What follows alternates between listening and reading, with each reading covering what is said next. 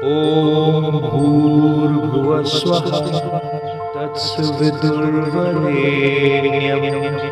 भर्गो देवस्य धीमहि धियो यो नः प्रचोदयात्। जय श्री कृष्ण मेरे सनातनी बंधुओं। महाभारत के पिछले अंक में हम लोगों ने अध्ययन किया कि जब सभी पांडव जो है लोमस मुनि के साथ अगस्त आश्रम में पहुंचते हैं तो लोमस मुनि जो है बताते हैं अगस्त मुनि के बारे में कि किस प्रकार उन्होंने इलविल नाम के राक्षस तथा उसके भाई वातापी को अपने प्रभाव से उसको नष्ट किया और उससे बहुत सारा धन भी प्राप्त किया और बहुत सारा धन प्राप्त करके फिर वो अपनी पत्नी लोपामुद्रा को वस्त्र और आभूषण प्रदान करते हैं और फिर उसके पश्चात उसके समागम से वो उनका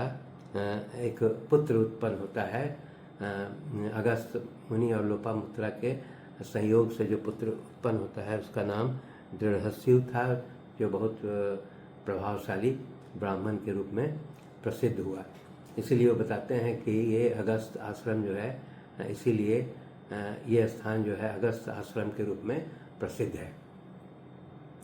महाभारत के इस अंक में जो है वहीं पर भागीरथी नदी के पास ही जो है वो बताते हैं कि भृगु तीर्थ वहाँ पर अवस्थित है। तब फिर भृगु तीर्थ के बारे में वो लोमस मुनि बताते हैं कि ये भृगु तीर्थ इसलिए महत्वपूर्ण है कि यहाँ पर जो है परशुराम जी ने स्नान किया था और स्नान करके उन्होंने उनका जो खोया हुआ तेज जो है वो जो तेज उनका समाप्त हो गया था उसको वो उन्होंने इस भृगु तीर्थ में ही स्नान करके प्राप्त किया था। तो इस संबंध में लोमस मुनि बताते हैं कि किस प्रकार जो है परशुराम जो है उन्होंने अपना यह तेज खोया था और किस प्रकार वो स्नान करके प्राप्त किया, उसके बारे में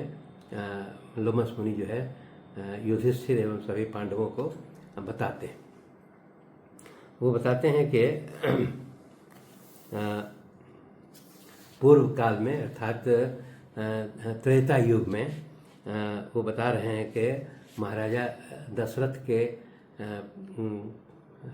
यहाँ जो है वो विष्णु जो है वो भगवान विष्णु श्री राम लक्ष्मण भरत शत्रुघ्न के रूप में उनका अवतरण होता है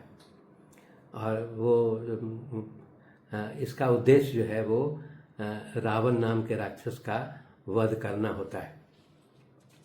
तब लोमस मुनि जो है उनको बताते हैं कि ये जो है वो बताते हैं कि जब बाल काल में राम लक्ष्मण भरत शत्रुघ्न जो थे तो वहाँ पर विश्वामित्र के साथ वो उनकी तपस्या को सुरक्षा देने के लिए राम और लक्ष्मण जो है जाते हैं और राम और लक्ष्मण विश्वामित्र की तपस्या को सुरक्षा प्रदान करते हैं और उसके पश्चात जो है वो दोनों राम और लक्ष्मण के साथ विश्वामित्र जो है वो राजा जनक के यहाँ स्वयंवर में सीता के स्वयंवर में वो जाते हैं और सीता के स्वयंवर में जो है वो शिव जी का धनुष जिसका नाम पिनाक था उसकी प्रत्यंचा चढ़ाने में वो धनुष जो है टूट जाता है। जब ये धनुष टूट जाता है तब वहाँ पर जो है परशुराम जो है क्रोधित होकर के आते हैं और वो ये कहते हैं कि किस दुष्ट ने जो है ये धनुष तोड़ा है। तो वो पाते हैं कि रामचंद्र जी ने इस धनुष को तोड़ा था। तब इस पर जो है वो परशुराम जो है वो श्री राम की परीक्षा लेने के लिए वो कहते हैं कि परशुराम जो है उनके पास जो है विष्णु का धनुष जो है उनके पास उस समय उपलब्ध था। वो रामचंद्र जी की परीक्षा लेना चाहते हैं और कहते हैं कि अगर तुम वास्तव में शक्तिशाली हो तो इस विष्णु के धनुष पर तुम प्रत्यंचा चढ़ा करके हमको दिखलाओ, तब मैं तुम्हें मार दूंगा, तुम ये शक्तिशाली हो। तब जो है वो श्री रामचंद्र जी जो है वो विष्णु के उस धनुष को लेकर के और उस पर प्रत्यंचा चढ़ा देते हैं। तब यहाँ पर श्री रामचंद्र जी उनको परशुराम को कहते भी हैं कि आप मेरी परीक्षा लेना चाहते हैं और मैं जानता हूँ कि आपने क्षत्रियों का जो है कई बार जो है संहार किया है, परंतु मैं इक्ष्वाकु वंशीय हूँ और मैं अपना घमंड जो है वो प्रदर्शित नहीं करता हूँ। इसीलिए वो जो है कि श्री रामचंद्र जी जो है परशुराम को कहते हैं कि अब आप बताइए, मैंने आपके द्वारा जो ये मुझे लक्ष्य दिया गया है और आप बताइए कि मैं आपका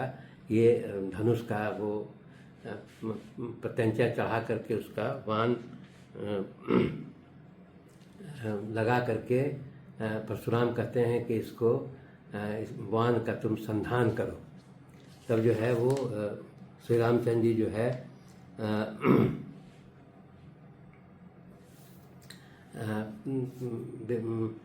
परशुराम के द्वारा दिए हुए धनुष का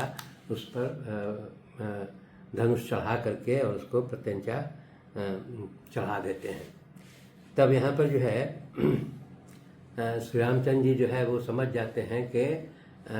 परशुराम जो है मेरी परीक्षा लेना चाहता है। तो यहाँ पर दिखाया गया है कि वो बता रहे हैं लोमस मुनि कि श्री रामचंद्र जी जो है वो परशुराम को कहते हैं कि मैं तुम्हें जो है दिव्य दृष्टि देता हूँ। अर्थात श्री रामचंद्र जी जो है परशुराम को दिव्य दृष्टि देते हैं और कहते हैं कि तुम मेरा जो है वो यथार्थ स्वरूप का दर्शन करो। तब यहाँ पर दिया गया है कि परशुराम जो है वो श्री रामचंद्र जी से दिव्य दृष्टि प्राप्त करके और फिर वो रामचंद्र जी के शरीर में 12 आदित्य, 8 वसु, 11 रुद्र, साध्य देवता, 49 मरुदगण, पितृगण, अग्निदेव, नक्षत्र, ग्रह, गंधर्व, राक्षस, यक्ष, नदियाँ, तीर्थ, सनातन, ब्रह्मभूत, बालखिल, ऋषि, देवर्षि, संपूर्ण समुद्र, पर्वत, उपनिषदों सहित वेद, षटकार, यज्ञ, साम, धनुर्वेद, इन सभी चेतन रूप का वो श्री रामचंद्र जी के शरीर में धारण किया हुआ देखते हैं। तब जो है वो परशुराम जी को यह ज्ञान हो जाता है कि ये साक्षात विष्णु के रूप हैं। तो